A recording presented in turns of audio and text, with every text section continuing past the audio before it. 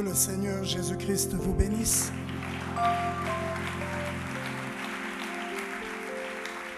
Je vous souhaite la bienvenue dans la maison du Seigneur.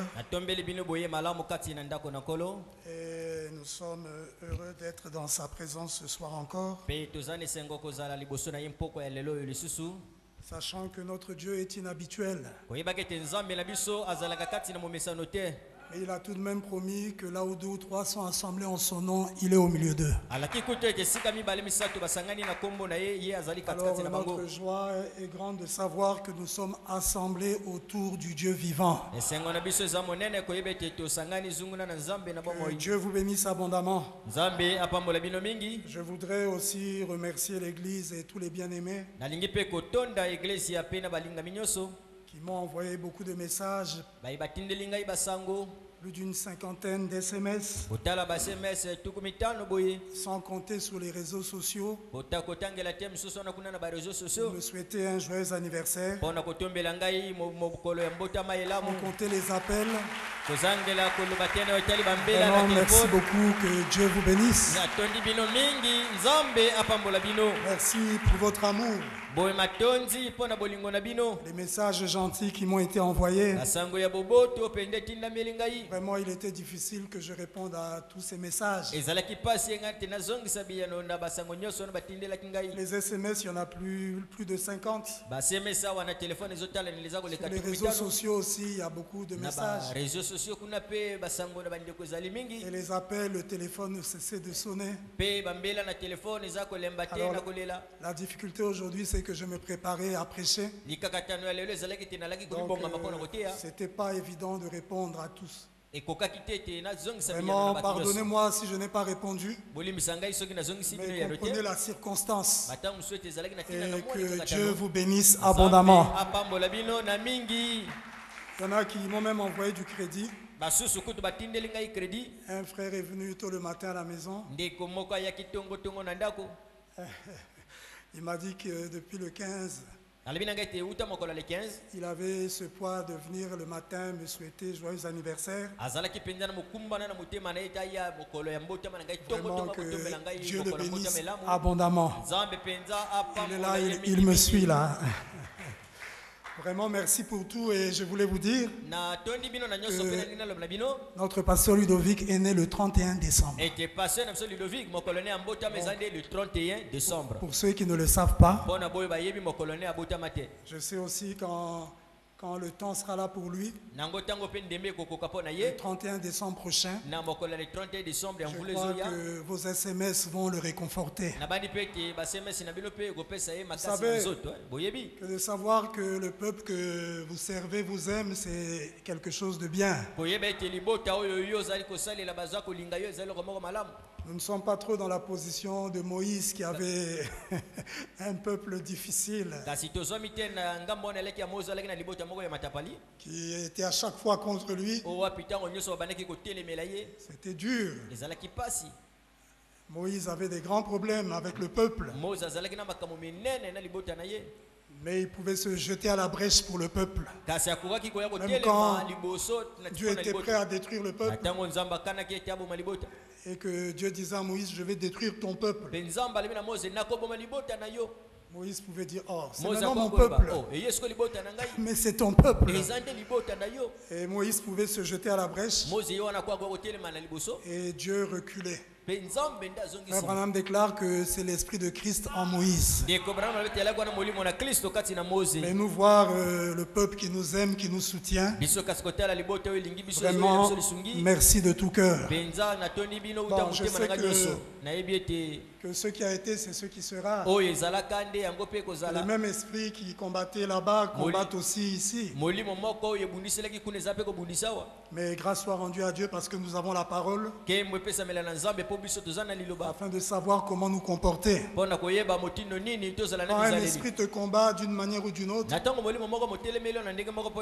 regarde à la parole et vérifie si ce que l'esprit te conduit de faire est conforme à la parole. Et si ce n'est pas conforme à la parole, tu comprends que c'est le diable. Alors résiste-lui. Il y a beaucoup de bien-aimés qui qui sont déjà venus nous voir. Moi personnellement ou le pasteur, notre pasteur, le pasteur Ludovic, pour dire vraiment quand je suis assis ici, il y a des pensées qui montent dans mon cœur contre toi. Des pensées qui me disent mais s'il pouvait tomber là-bas. Mais c'est quelquefois des vrais fils de Dieu. Ils ont lutté. Ils n'ont pas pu vaincre. Ils viennent nous voir pour que nous les aidions à vaincre. D'autres qui peuvent nous dire mais il y a quelque chose en moi qui me demande de ne pas t'aimer. Alors nous leur montrons que c'est le diable. Parce que si vous n'aimez pas les serviteurs de Dieu qui montent du haut de la chair, ou les diacres qui vous servent, Dieu ne pourra rien faire par eux pour vous. Vous devez les croire et les aimer. Alors, en tant qu'humain, il nous arrive de commettre des erreurs. Frère Branham le disait aussi de Neville. Il disait que Neville est sujet aux erreurs comme tout homme. Comme lui-même, Frère Branham.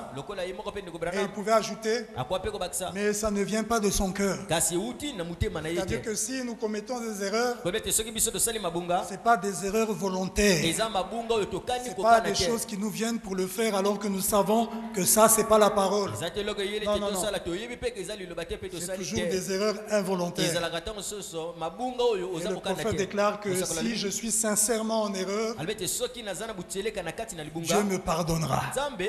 Parce qu'il sait que si je découvre la vérité, je l'appliquerai. Donc si nous avons fait mal d'une manière ou d'une autre, comprenez que ce n'est pas intentionnel. Et je crois que vous nous pardonnerez. Est-ce que vous nous pardonnez? Ah, que le Seigneur vous bénisse. Ah, 46 ans d'âge, ça commence à... Un frère me posait la question une fois. Il dit,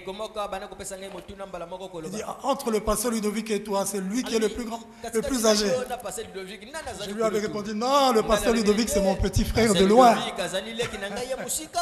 Nous avons 46 ans. Et quand on voit les cheveux blanchir de plus en plus, malgré ma femme qui insiste pour que je mette du noir là, elle m'a dit, chérie, dis-moi, est-ce que c'est un péché de faire ça? J'ai dit non. Je n'ai pas dit que c'est un péché, il n'y a pas une écriture qui condamne ça. Et hier, elle me disait, chérie, toi tu es trop légaliste. J'ai dit, ah, moi légaliste? Je dis, oui, trop. C'est terrible. Non, j'ai dit, donc malgré les cheveux qui blanchissent, ma prière c'est que le Seigneur nous donne toujours de la force pour vous servir. Et je crois que le Seigneur nous soutiendra et nous fera toujours grâce. Alors, sans plus tarder, nous allons nous lever, mais je voulais vous dire aussi, levons-nous. Et je voulais vous dire que le pasteur Ludovic est à Dolisie. Donc depuis hier, il va prêcher là-bas cette semaine. Donc souvenons-nous de lui dans nos prières. Dieu le soutienne là-bas, qu'il soit une grande bénédiction pour le peuple Dolisie, pour l'église la pierre de fête de Dolisie. Alors nous allons prier. Seigneur de gloire, nous voici encore une fois à ton service. Nous tenons pour apporter ta parole. Oh Père, nous ne comptons que sur ta grâce. Te remercions pour cette année que tu as ajoutée à ma vie. Que cela soit utilisé pour ta gloire, pour accomplir ton œuvre, Seigneur. Sachant, Père, que sans toi, nous ne pourrons absolument rien. Et nous croyons que tu nous soutiendras. Bénis ton Église, Père. Bénis ton peuple pour tous les messages pleins d'amour qu'ils nous ont envoyés. D'autres nous ont envoyé du crédit. D'autres nous ont apporté quelque chose. Oh Père, rends-le au centuple. Et pour celui qui a prié pour nous, Seigneur, bénis-le abondamment. Bénis ton peuple, Père. Nous voulons, Seigneur, entrer dans ta parole. Inspire-nous et parle à nos cœurs. Te confions notre pasteur là-bas aux États-Unis. Bénis-le dans son séjour et dans son repos, lui et toute sa famille. Et bénis ton serviteur Ludovic, qui certainement bientôt sera dur de la chair. Adoulis-y, oins-le et parle à ton peuple. À toi, nous nous recommandons. Nous voulons ouvrir ta parole, Seigneur. Cela est donné à tout le monde. Mais viens rendre réelle chaque parole que nous lirons. Car tes paroles sont esprit et vie. Et tu n'es pas un Dieu historique. Tu es le Dieu au temps présent, le Dieu vivant. Qu'il en soit ainsi. Au nom du Seigneur Jésus-Christ. Amen. Alors nous allons ouvrir nos Bibles en Lévitique 23. Pendant que notre pasteur était ici, ou bien pendant que j'apportais le sujet, la fête des tabernacles, en décembre, ici en décembre, oui, je l'avais apporté en décembre. Pendant que j'évoluais, je voyais que le sujet pouvait me conduire à parler des deux pluies. Les deux pluies. Nous en avions parlé il y a très longtemps, je crois. Et en avançant dans le sujet, à l'époque, ce n'était pas ce sujet-là. Mais nous avions parlé, c'était en rapport avec la restauration. La restauration de l'Église. Le rétablissement de toutes choses, je pense. Donc le sujet nous avait conduit à parler des deux pluies. Et en abordant la fête des tabernacles, je semblais voir que ça pouvait m'amener à parler des deux pluies, mais je ne pensais pas le faire. Donc je m'étais dit que je n'allais pas arriver jusque-là. Et à l'époque, quand j'avais apporté ça en décembre, ensuite j'avais coupé, je n'avais pas fini. Maintenant, pendant que notre pasteur prêchait, étant donné que sa voiture était en panne et qu'il venait avec moi dans ma voiture, donc souvent il y avait des prédications du prophète qui passaient et on avait écouté la prédication la pluie de la première et de l'arrière-saison prêchée par Frère Branham. Et pendant que ça parlait dans la voiture, alors le pasteur m'a posé la question. Il dit que tu as prêché ça, tu as enseigné ça à l'église. J'ai dit oui pasteur, je l'avais fait il y a un peu longtemps. Il m'a dit il faut que tu enseignes ça encore. Alors j'ai compris que certainement quand l'esprit en abordant la fête des tabernacles me conduisait et me montrait que ça pouvait conduire à l'enseignement sur les deux pluies, j'ai compris donc que c'est Dieu qui voulait ça ainsi. Alors nous allons donc faire un bref rappel de la fête des tabernacles et nous allons lier cela aux deux pluies afin que chacun comprenne de quoi il s'agit quand nous parlons des pluies de la première et de l'arrière-saison.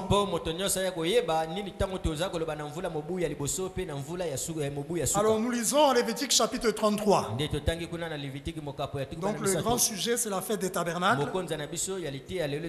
Et nous lisons en Lévitique 23 à partir du verset 33. Il est écrit là: L'Éternel parla à Moïse et dit: Parle aux enfants d'Israël et dit: Le 15e jour de ce 7e mois, ce sera la fête des tabernacles en l'honneur de l'Éternel pendant 7 jours.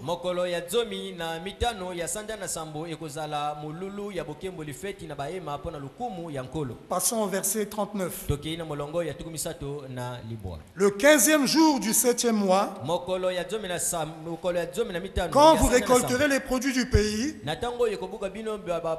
vous célébrerez donc une fête à l'Éternel pendant 7 jours. Le premier jour sera sera un jour de repos. Et le 8e jour sera un jour de repos. Vous prendrez le premier jour du fruit des beaux arbres, des branches de palmiers, des rameaux d'arbres touffus et des saules de rivière. Et vous vous réjouirez devant l'Éternel votre Dieu pendant 7 jours.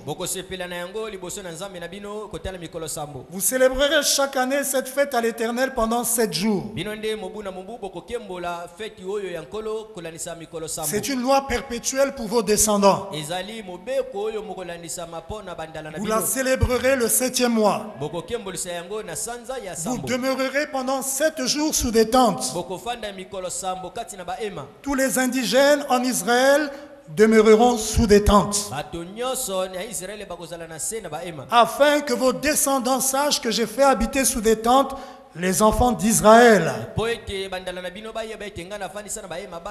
après les avoir fait sortir du pays d'Égypte. Je suis l'Éternel votre Dieu. C'est ainsi que Moïse dit aux enfants d'Israël quelles sont les fêtes de l'Éternel. Et enfin, nous lirons en Jean chapitre 7, nous lisons en Jean 7. Jean chapitre 7. Il est écrit, verset 2. Et ensuite le verset 37 à 39. Or, la fête des Juifs, la fête des tabernacles était proche. Verset 39, 37. Le dernier jour, le grand jour de la fête. Parce que la fête durait 7 jours. Et le dernier jour, c'était un grand jour. Jésus se tenant debout s'écria, si quelqu'un a soif, qu'il vienne à moi et qu'il boive. Celui qui croit en moi, des fleuves d'eau vive couleront de son sein. Comme dit l'Écriture. Il dit cela de l'Esprit que devait recevoir ceux qui croiraient en lui. Car l'Esprit n'était pas encore, parce que Jésus n'avait pas encore été glorifié. Oh Père, bénis ta parole. À toi nous nous recommandons. Nous voulons faire un résumé de ce que nous avions vu en décembre. Pour rentrer, si telle est ta volonté, le vendredi dans la suite. Conduis-nous Seigneur et bénis ta parole. Nous nous recommandons à toi au nom du Seigneur Jésus-Christ. Amen. Amen. Alors j'ai tenu à faire ce résumé, quoiqu'après je ne voulais plus. Mais je suis revenu là parce que je sais que notre église se renouvelle tellement. Depuis décembre, il y a beaucoup qui viennent. Et qui, si je vais directement dans la suite de ce que j'avais commencé à aborder en décembre, beaucoup seront perdus. Parce que le début est important pour comprendre la suite. C'est pourquoi j'ai voulu faire un bref résumé pour vous rappeler ce dont nous avons parlé à cette époque en rapport avec la fête des tabernacles. Donc dans notre enseignement, nous avons vu que Dieu avait donné 7 fêtes à Israël. Et Lévitique chapitre 23 décrit chacune de ces fêtes-là. C'était des ordres que Dieu avait donnés à Israël au sujet de 7 fêtes qu'ils devaient célébrer chaque année. Et Dieu leur avait dit à quel moment ils devaient célébrer chaque fête. Quel devait être le rite ou les rituels pour chacune des fêtes. Et la première fête, c'est la fête de Pâques. Le pasteur Ludovic a parlé de la Pâques il n'y a pas longtemps. C'était la première fête des enfants d'Israël. La deuxième fête qui intervenait juste après après la Pâque. La Pâque, c'était le 14 de Nissan. Et le 14 de Nissan, c'est le mois. Le 14 et le lendemain, le 15, c'était le début de la fête des pains sans levain, qui devait durer 7 jours jusqu'au 21. Et après cette fête, c'était la fête de la gerbe agitée, pendant laquelle on apportait la première gerbe qui avait atteint la maturité. Et le sacrificateur devait l'agiter. La quatrième fête, c'était la fête de Pentecôte, qui intervenait 7 semaines après la fête de la gerbe agitée. C'est pourquoi la fête de Pentecôte était aussi appelée la fête des semaines, parce qu'elle avait lieu 7 semaines après la fête de la gerbe agitée. Donc après les 7 semaines, 7 fois 7, 49 jours, le lendemain, le 50e jour, c'était la fête de Pentecôte. Et Pentecôte signifie 50. Donc cette fête-là était appelée Pentecôte, ou fête de la semaine, fête des semaines, ou fête des prémices. C'est toujours la fête de la Pentecôte. La quatrième fête. La cinquième fête, c'était la fête des trompettes,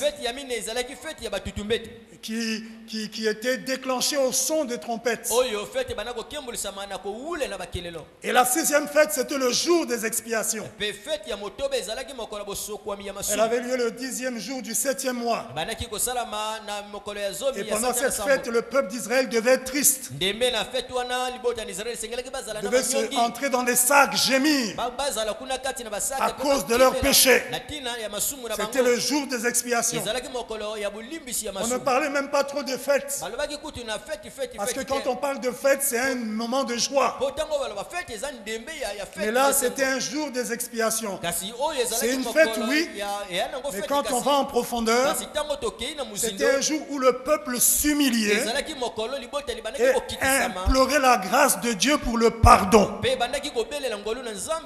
C'était un jour de pleurs, le jour des expiations.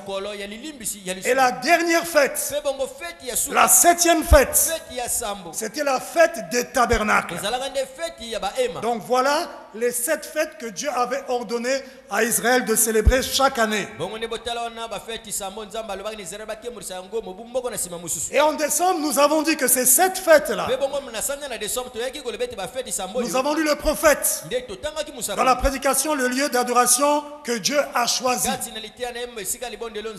du 20 février 65 au paragraphe 35. Frère Branham déclare là-bas que toutes ces fêtes étaient un type de Christ.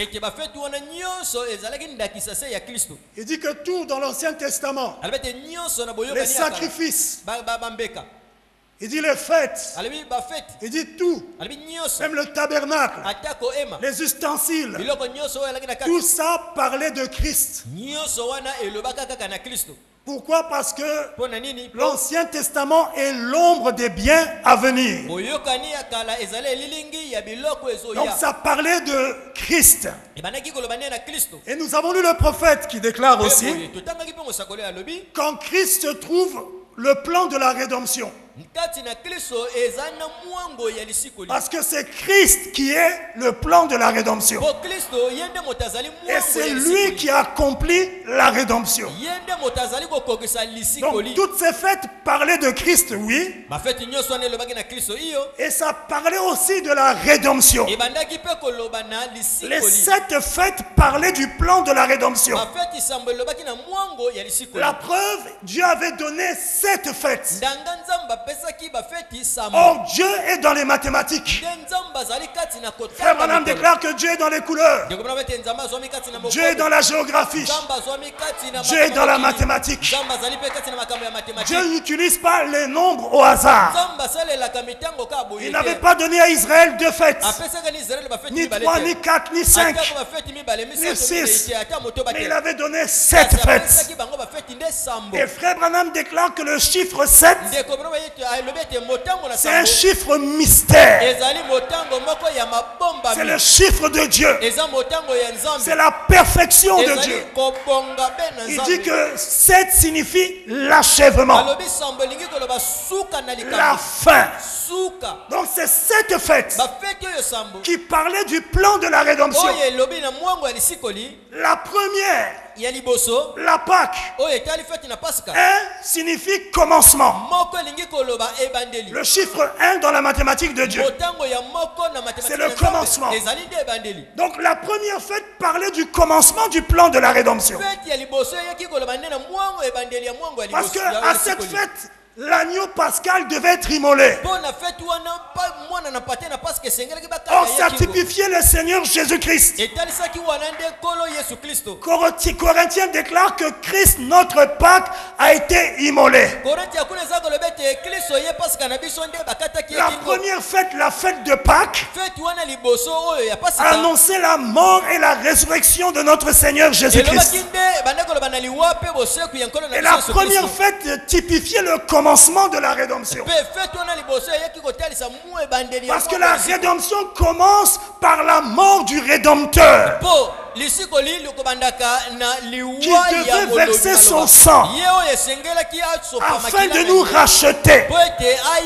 Et quand Jésus est mort à la croix et qu'il a versé son sang, il a inauguré, il a commencé le plan de la rédemption. Est-ce que vous êtes avec moi? Donc la première fête, la fête de Pâques, annonçait le commencement du plan de la rédemption par la mort et la résurrection de notre Seigneur Jésus-Christ. Et la dernière fête, la septième, c'est l'achèvement, c'est la fin. Ça annonçait la fin, l'achèvement du plan de la rédemption. Le plan de la rédemption devait s'achever par la fête des tabernacles, montrant que Dieu aurait à la fin de la rédemption des tabernacles. Est-ce que vous êtes avec moi? Est-ce que c'est clair? Donc la dernière fête, ça parle de l'achèvement du plan de rédemption. La fête des tabernacles. La première fête, le commencement. La dernière fête, la fin du plan de rédemption. Mais le prophète va plus loin. Il déclare aussi que les 7 fêtes n'étaient pas seulement un type de Christ ou un type du plan de la rédemption. Il dit que les 7 fêtes d'Israël étaient un type des 7 âges de l'Église. Pourquoi? Parce que le prophète déclare, lorsque les 7 fêtes parlent de Christ, qui est l'époux, vous devez comprendre que l'épouse aussi se trouve dans l'époux. Et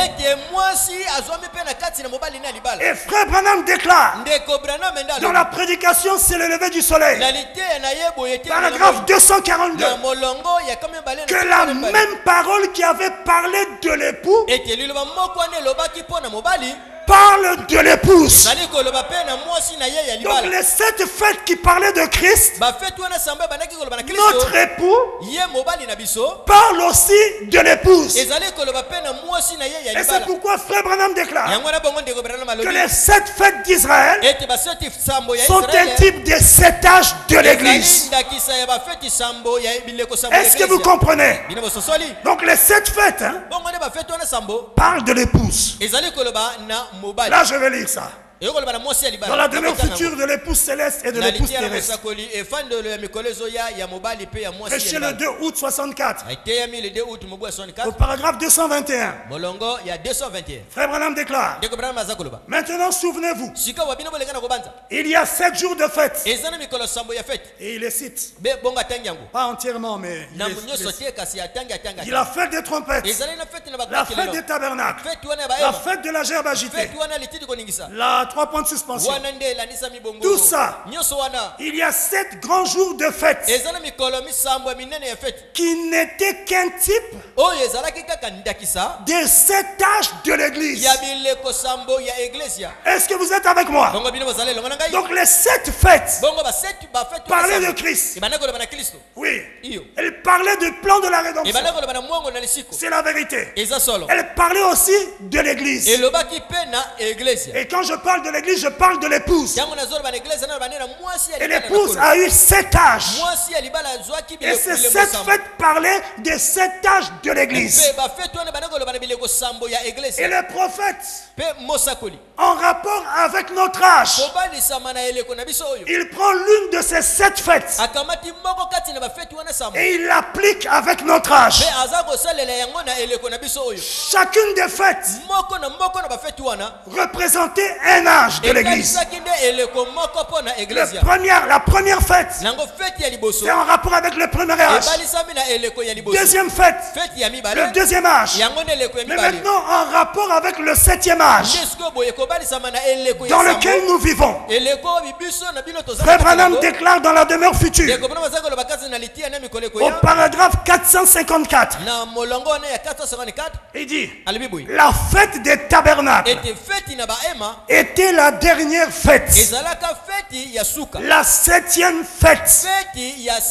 Et il dit: maintenant nous adorons sous la fête des tabernacles le 7e âge de l'église. Est-ce que c'est clair? Donc la 7e fête d'Israël, la 7e fête, la fête des tabernacles, Dieu l'applique à notre âge. Elle est liée au 7e âge dans lequel nous vivons. Et le prophète déclare que nous adorons sous la fête des tabernacles, le 7e âge de l'église. C'est pourquoi nous avions dit, étant donné que cette fête-là est liée à nous, il était capital que nous comprenions qu'est-ce que c'est que cette fête, afin de comprendre son application dans notre âge. Parce que Dieu ne fait rien pour rien. S'il a typifié, il a parlé de cette fête en Israël et qu'il a mis ça dans la Bible, c'est que ça doit être un type pour nous autres ici. Cette fête nous concerne, la fête des tabernacles, et tu dois saisir spirituellement qu'est-ce que ça représente pour toi et moi. Est-ce que c'est clair? Alors pour comprendre ça, nous avions dit en décembre que nous devions d'abord définir qu'est-ce que c'est qu'un tabernacle. Et nous avons lu Frère Branham dans plusieurs des citations, comme dans la dédicace d'une église et dans l'arche de Christ, l'arche qui est un type de Christ. Frère Branham déclare qu'un tabernacle est une tente. Un tabernacle, c'est une tente. Ok. Il dit encore c'est une demeure. C'est une maison. C'est un lieu de rassemblement.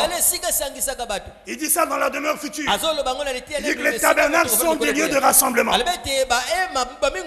la différence entre un tabernacle et une maison ordinaire, c'est que la tabernacle un tabernacle, c'est une maison qu'on peut monter et démonter. Parce qu'elle n'est pas faite de briques. On peut la monter et la démonter, la transporter et la remonter. C'est une demeure qui bouge, qui se déplace. Une demeure mobile, qui n'est pas statique comme nos maisons ici là.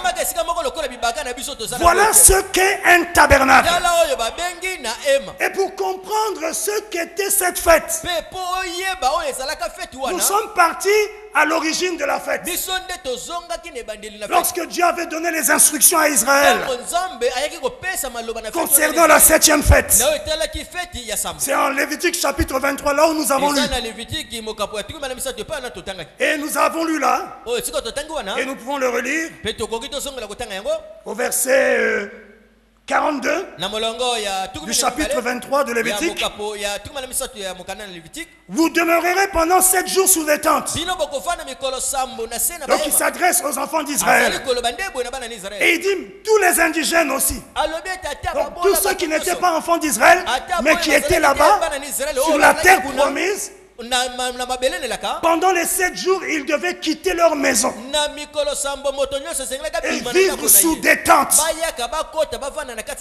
Il dit, tous les indigènes en Israël demeureront sous des tentes. Pourquoi? Afin que vos descendants sachent que j'ai fait habiter sous des tentes les enfants d'Israël après les avoir fait sortir du pays d'Égypte. Je suis l'Éternel votre Dieu. Donc la fête des tabernacles, qui ne devait pas être fêtée comme les autres fêtes, pendant cette fête, il y avait des dispositions spéciales. Pendant les 7 jours de la fête, tous ceux qui étaient en Israël devaient sortir de leur maison. Ils devaient se fabriquer des tentes avec des branches d'arbres, avec du bois, et vivre sous ces tentes pendant 7 jours. Il dit afin que vous vous souveniez, afin que vos descendants sachent que quand je fais sortir les enfants d'Israël d'Égypte, je les ai fait habiter sous des tentes. Et je suis l'Éternel votre Dieu. C'était une fête qui devait amener tout le monde à se souvenir de ce qui s'était passé pendant l'Exode. Et nous étions partis à cette époque-là. Non, nous étions partis en décembre dans notre sujet. Jusqu'à cette époque, pour voir comment le peuple d'Israël était sorti d'Égypte. Et en sortant d'Égypte, ils avaient laissé les maisons dans lesquelles ils vivaient. Et ils étaient sous la conduite d'El Shaddai, de la colonne de feu qui marchait au devant d'eux. Et après il y avait Moïse.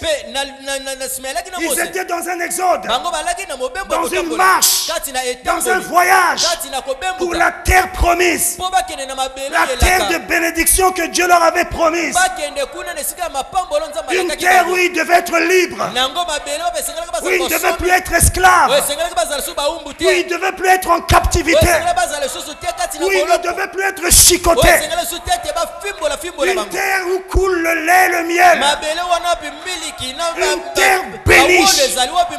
Et dans cette terre bénie, le peuple devait être béni.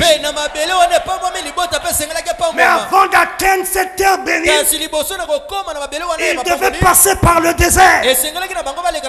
Parce qu'avant la bénédiction, il y a toujours un désert. Avant la bénédiction, il y a toujours un test. Avant une porte que tu dois posséder, il y a toujours un test, un désert, une épreuve. Frère Branham a prêché la prédication, le test avant la porte promise. Il a prêché la prédication possédant les portes de vos ennemis.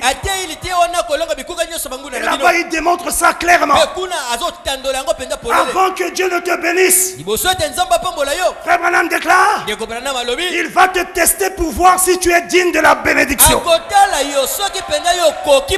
si tu es digne de la promesse. Il doit te tester pour voir si tu es digne de posséder la bénédiction, la promesse. Et quand Dieu te promet quelque chose, sache qu'avant la bénédiction, avant l'accomplissement de la promesse, tu passeras par des tests. Test sur test. Il doit tester ta foi. Parce que la seule manière pour toi de posséder la promesse, c'est de la posséder par la foi. Et il doit tester ta foi. Est-ce que tu es avec moi? Frère Branham déclare, toute promesse que tu prétends ou tu déclares croire, Dieu va tester ta foi. Lorsque tu dis même j'aime Jésus, c'est bien, mais Dieu va tester ça. Quand tu dis je crois la parole, Dieu va tester ta foi dans la parole. Et le test, ce n'est pas des bonnes choses qui vont venir vers toi. Mais le test, c'est des mauvaises choses qui viendront. Des choses qui sont même contraires à ce qui t'a été promis. Mais il faut ça pour voir si tu crois vraiment dans la promesse. Dieu le fait librement, souverainement. Il l'a fait avec les anciens de la foi dans la Bible. Il l'a fait au travers des âges. Il l'a fait avec Frère Branham. Il le fera avec toi et moi. Quand tu dis que tu crois une promesse, Dieu va tester ta foi pour voir jusqu'où tu vas croire. Et sache que c'est quand les temps deviennent de plus en plus difficiles, quand le ciel s'obscurcit de plus en plus, sache que c'est un bon signe que le soleil va bientôt se lever. Beaucoup abandonnent dans leur foi. Beaucoup lâchent la foi alors qu'ils sont à quelques millimètres de la promesse. Parce qu'ils trouvent que c'est trop dur. Quand c'est trop dur, souviens-toi, la chose va bientôt arriver. Ne perds pas courage. Garde la foi.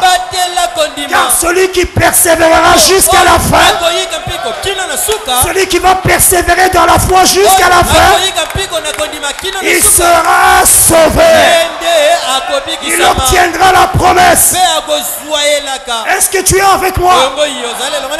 Et Dieu a fait passer Israël dans une période de test. Ça a duré longtemps. Alors qu'il y avait un chemin plus court pour amener le peuple d'Israël à Canaan. Mais Dieu a choisi un chemin très long. Pendant 40 ans, ils ont marché dans le désert. Le peuple de Dieu en pèlerinage. Ils étaient là en direction de la terre promise. Et Dieu les a fait passer par un chemin serpenteux. Oui, pour faire mourir le serpent, tuer le serpent. Frère Branham déclare que le désert, c'est l'étape de la sanctification aussi. Et c'est la plus longue étape. Avant d'entrer en Canaan, le type du baptême du Saint-Esprit. Et pendant qu'ils étaient dans le désert, ils ne pouvaient pas construire des maisons parce qu'ils étaient en voyage, pas dans une voiture, mais à pied, dans une marche. Ils devaient marcher et Dieu était au devant. Et après c'était le prophète Moïse. Et quand Dieu décidé de faire halte pour permettre au peuple de se reposer,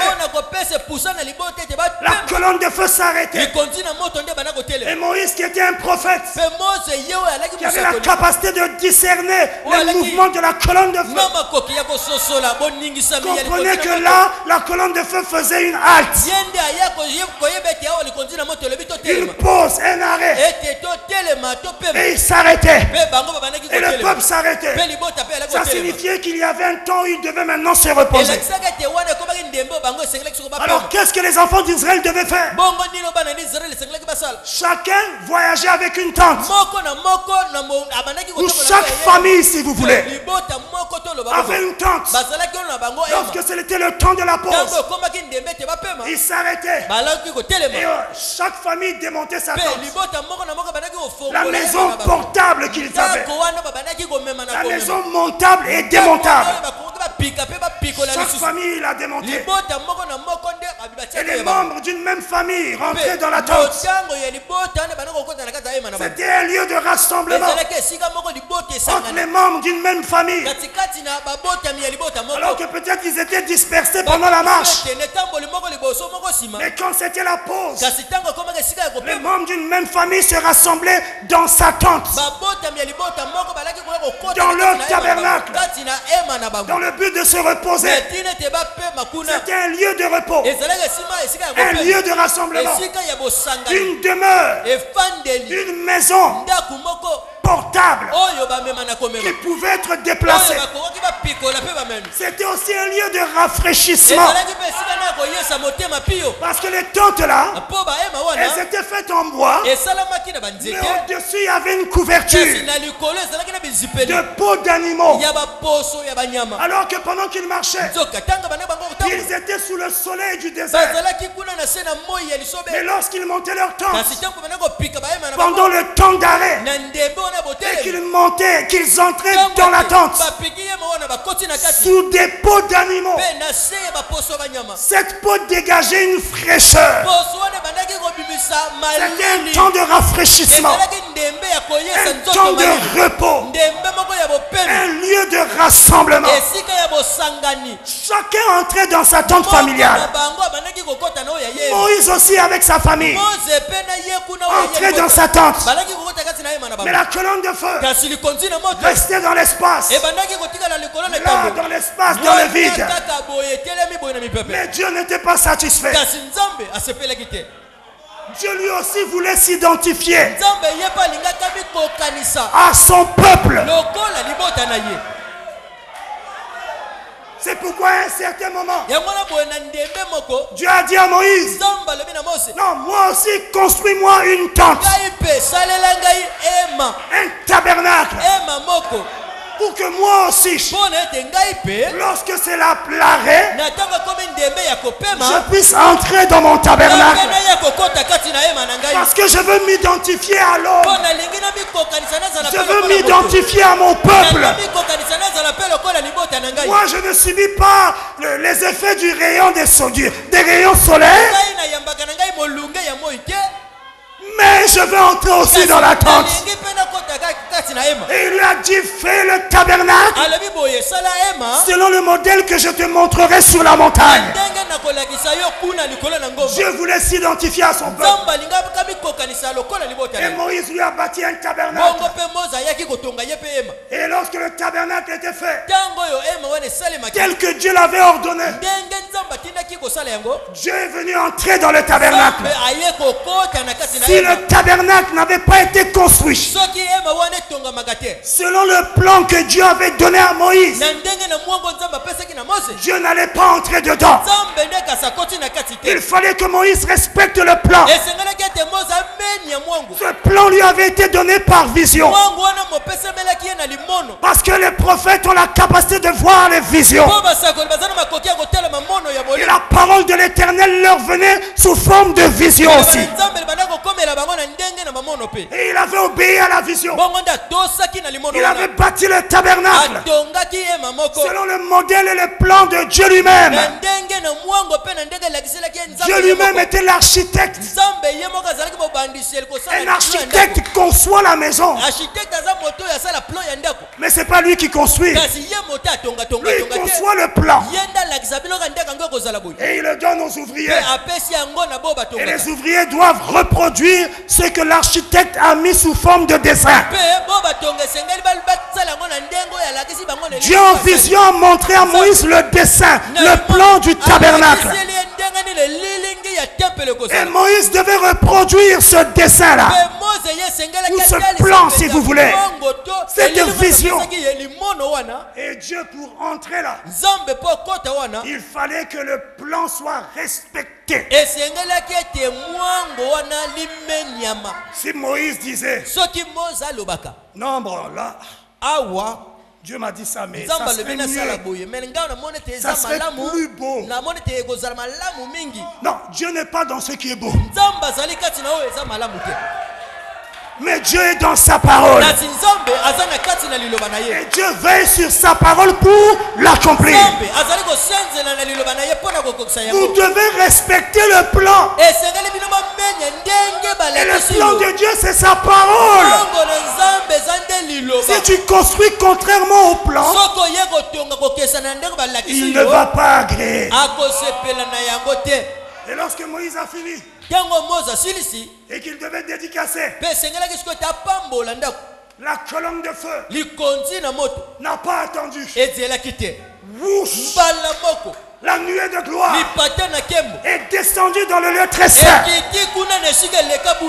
On pense que même les sacrificateurs ne pouvaient plus faire le travail parce que la nuée avait rempli le tabernacle. Parce que Moïse, le prophète, et ceux qui avaient construit, parce que Moïse lui-même n'avait pas construit. Il y avait des serviteurs qui avaient été ouins de sagesse, qui pouvaient tailler le bois, qui pouvaient tailler les métaux. Ils avaient été ouins d'intelligence. Ils connaissaient les arts. C'était eux qui devaient reproduire la vision qu'avait eu Moïse le prophète. Il fallait que les ouvriers soient ouins du même esprit qui était en Moïse. Sinon, ils n'auraient pas pu reproduire la vision de Moïse. Et c'est ça le problème avec les prédicateurs. Il faut que les prédicateurs... Oh, ça vient de tomber. Il faut que les prédicateurs, les ministres, soient loin du même esprit que le prophète Branham, afin de reproduire le message dans la chair humaine. Est-ce que vous êtes avec moi? Dieu n'agréera jamais si les prédicateurs ne respectent pas le plan que le prophète William Marion Branham nous a donné. Même si tu ne comprends pas, ce n'est pas ton problème. Toi, reproduis seulement le